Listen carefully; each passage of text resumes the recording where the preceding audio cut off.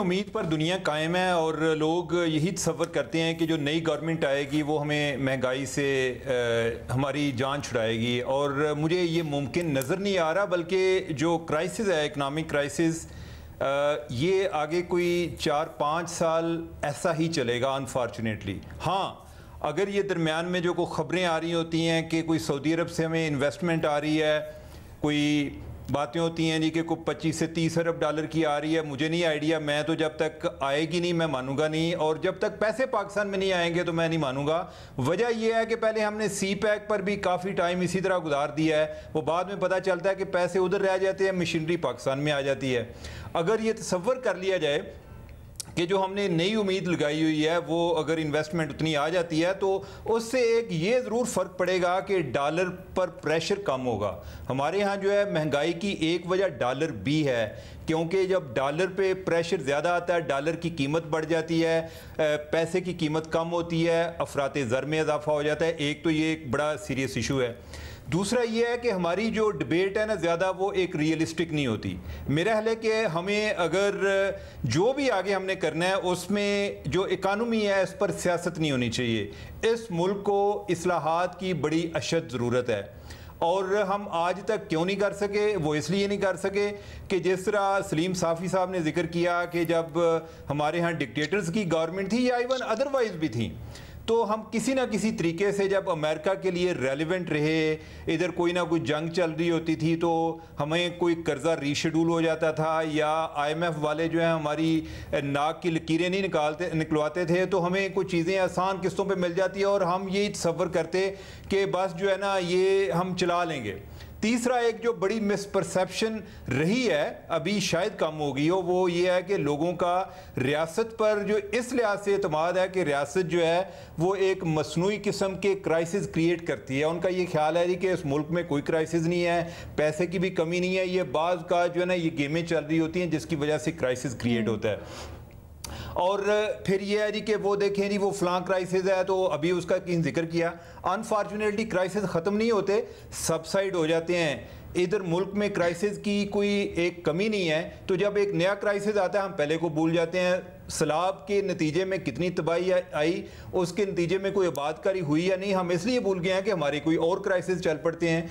तो मेरा ख्याल है कि कुछ जो है वो गवर्नमेंट को एक ऑप्टिक्स के लिए भी करना चाहिए। ये जब हम बात करते हैं टैक्सेशन की, अलीना एक टाइम पे मैंने टैक्सेशन पे बड़ा काम किया और मैं बहुत रेडिकल था इस हवाले से कि ये टैक्सेशन लोग जो है टैक्स क्यों नहीं देते।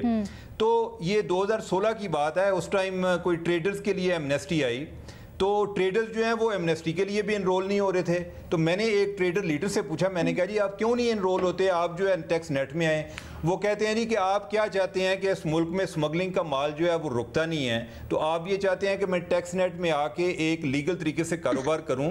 मेरे साथ वाला जो है वो स्मगल्ड आइटम बेचता है, जो वो 5 रुपए की बेच रहा है, मैं अगर 15 रुपए की बेचूंगा कि तो क्या लोग मेरे पास इसलिए आएंगे कि मैं जो है वो एक लीगल तरीके से कारोबार करता हूं। एक तो ये लोगों ने एक्सक्यूज बनाई, यानी कि जो किसी हद तक जेन्युइन भी है, लेकिन इसका एक दूसरा एंगल ये है कि हमने इस प्रॉब्लम को एड्रेस नहीं किया, तो उसका नतीजा ये निकला है कि ऐसे लोग हैं कि जो वैसे हर टाइम रोते रहते हैं, उनकी एक शॉप से 2, एक फैक्ट्री से 2, 3, 4, 5, 10, यानी कि वो इस सिस्टम का हिस्सा बन के उन्होंने इस सिस्टम को निचोड़ना शुरू कर दिया है। तीसरा एक और जो इशू है, यानी कि ये है कि कोई बंदा किसी स्टेज पर कुर्बानी देने को तैयार नहीं है।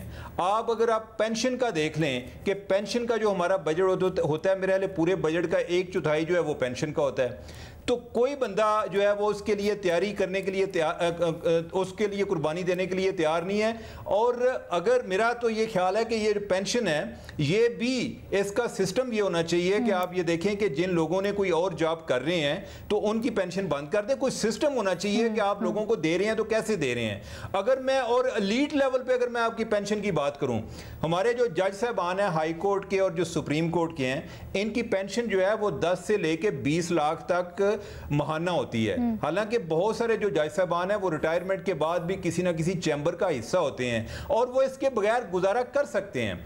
अच्छा, उन्होंने तरीका क्या निकाला हुआ है? मैं को 3-4 ऐसे लोगों को जानता हूं जिन्होंने 70-70 साल की उम्र में शादियां की हुई हैं और किसी एक ने जवाब ये दिया, उनको किसी ने पूछा कि आपने एक यंग लड़की से शादी कर ली है तो ये क्या जवाब है? यानी कि उन्होंने कहा जी देखें, मैं अगर फौत भी हो जाऊंगा तो इसकी पेंशन लगी रहेगी। अब ये देखें कि हम पेंशन के सिस्टम को भी किस तरह अब्यूज करते हैं। तो इसके लिए एक जो चार्टर ऑफ इकोनॉमी की हमें ज़रूरत है और जो नई गवर्नमेंट आएगी और जो हम इलेक्शन में जा रहे हैं, मेरा ख्याल है कि हमें लोगों के या सियासतदानों के इन बहानों पर नहीं जाना चाहिए कि मेरे पास कोई जादू की छड़ी है। जो भी बात करे कि मैं महंगाई आकर ख़त्म करूंगा, हमें उसको पूछना चाहिए कि आपने किस तरीके से ख़त्म करनी है।